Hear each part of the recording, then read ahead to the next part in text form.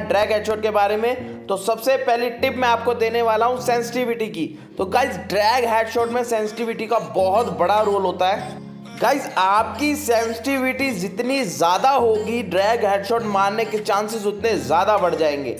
क्योंकि गाइस जब भी आप ड्रैग करोगे, अगर आप ऊपर की तरफ फायर बटन को लेके जाओगे तो बहुत स्मूथली जाएगा। अगर आपका जो सेटिंग है वो पूरा का पूरा 100 पे रहेगा तो आपको हमेशा रेड डॉट 2x 4x हमेशा 100 रखना है, जिससे कि आपका ड्रैग बहुत स्मूथली लगेगा और बहुत स्मूथली आपका फायर बटन ऊपर की साइड आप कर सकते हो। कैसे वो मैं आपको बताता हूं। तो चलो मैं एआर गन की बात करने वाला हूं और एआर गन में मैं आपको लॉन्ग रेंज के बारे में बताने वाला हूं। गाइस जब भी आप लॉन्ग रेंज में ड्रैग मारोगे तो दो बातों का ध्यान रखना है। सबसे पहली बात, आपका एनिमी एकदम स्टिल होना चाहिए जब वो आप पे फायर कर रहा हो। ठीक है गाइस, वो आपकी तरफ देख रहा होगा और एकदम स्टिल होगा। जैसे आपने इसको देखा, ये एक ही जगह बैठ के मेरे को फायर कर रहा है और एक ही जगह खड़े होकर फायर कर रहा है। ऑलवेज जब भी ऐसे होगा तो एनिमी को ड्रैग बहुत इजीली लगेगा, क्योंकि सारी गोलियां एनिमी को लगेगी और आपका फायर बटन बहुत इजीली ऊपर जाएगा। तो गाइज लॉन्ग रेंज में एआर गन में आपको पता लग गया होगा कि ऑलवेज एनिमी स्टिल होना चाहिए, तभी आपका ड्रैग लगेगा। तो एक बात हमेशा याद रखना, जब भी आप लॉन्ग रेंज में एआर गन से फाइट ले रहे हो ड्रैग मारने के लिए, तो एनिमी हमेशा स्टिल रहना चाहिए। अगर वो स्टिल नहीं होगा तो गाइस कभी भी ड्रैग नहीं लगेगा। क्योंकि देखो यहाँ पर वो एनिमी हिल रहा है, बार बार इधर उधर हो रहा है, क्योंकि उसको पता है मैं ड्रैग हेडशॉट ले रहा हूँ, तो कभी भी मेरा ड्रैग नहीं लगेगा क्योंकि वो इधर उधर हो रहा है। तो ऑलवेज आपको टिप नंबर 1 याद रखनी है, लॉन्ग रेंज में हमेशा एनिमी एकदम स्टिल होना चाहिए। स्टिल रहेगा तभी उसको ड्रैग लगेगा।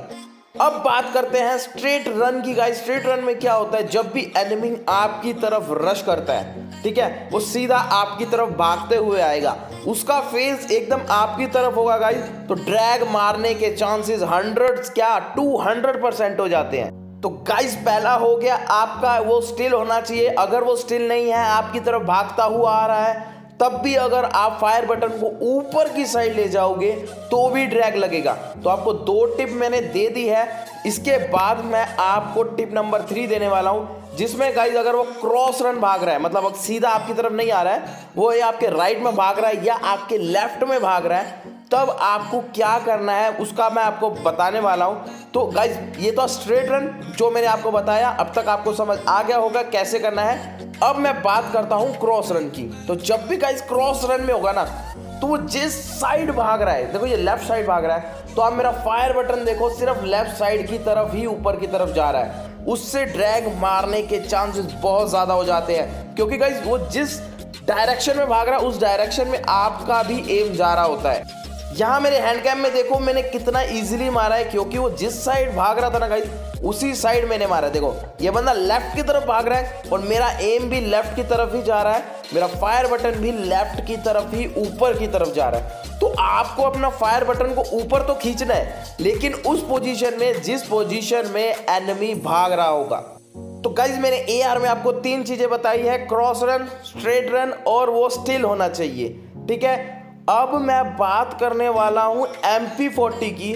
तो गाइस जो MP40 होती है, जो हम क्लोज रेंज में फाइट लेते हैं, उसका भी प्रोसीजर एकदम सेम है, कोई चेंज नहीं होता है। जब भी एनिमी आपकी तरफ आएगा, ठीक है, उसका फेस आपकी तरफ होगा, मतलब उसका जो डायरेक्शन है वो आपकी तरफ होगा, तो गाइस उसको हेडशॉट बहुत इजीली पड़ेगा।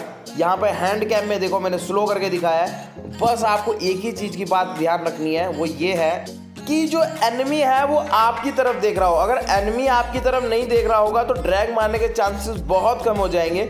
और अगर आप MP40 चला रहे हो तो गाइस थोड़ा सा डिस्टेंस मेंटेन करके रखना, 10-15 मीटर की दूरी पे। यहाँ पे देखो मैं जब भी ड्रैग मार रहा हूँ तो उससे कम से कम मैं 20 मीटर की दूरी बना के रख रहा हूँ। अब बात करते हैं क्रॉस रन की। तो आपने देखा जिस डायरेक्शन में मैं मार रहा हूं उसी डायरेक्शन में अब एनिमी भागेगा। तो ऑलवेज जब भी एनिमी क्रॉस में भाग रहा होगा तो गाइज आपका एम भी क्रॉस में जाना चाहिए और ऊपर की तरफ आपको उठाना है, जिससे ड्रैग के चांसेस बहुत ज़्यादा हो जाएंगे।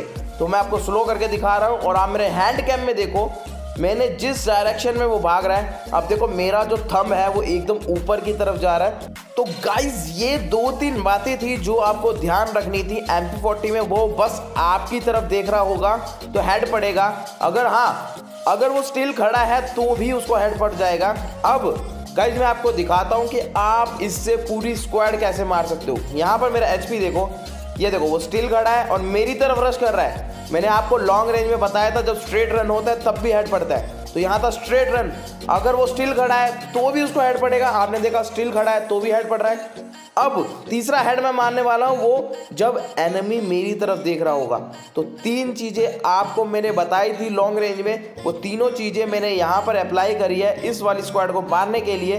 तो देखो तीनों को ड्रैग बढ़ा है। तो गाइज ये बहुत इजी है, बस आपको थोड़ा सा प्रैक्टिस करना है। प्रैक्टिस आपको कैसे करना है, आप ट्रेनिंग ग्राउंड में जाओ या फिर आप क्लासिक खेलो एक बार।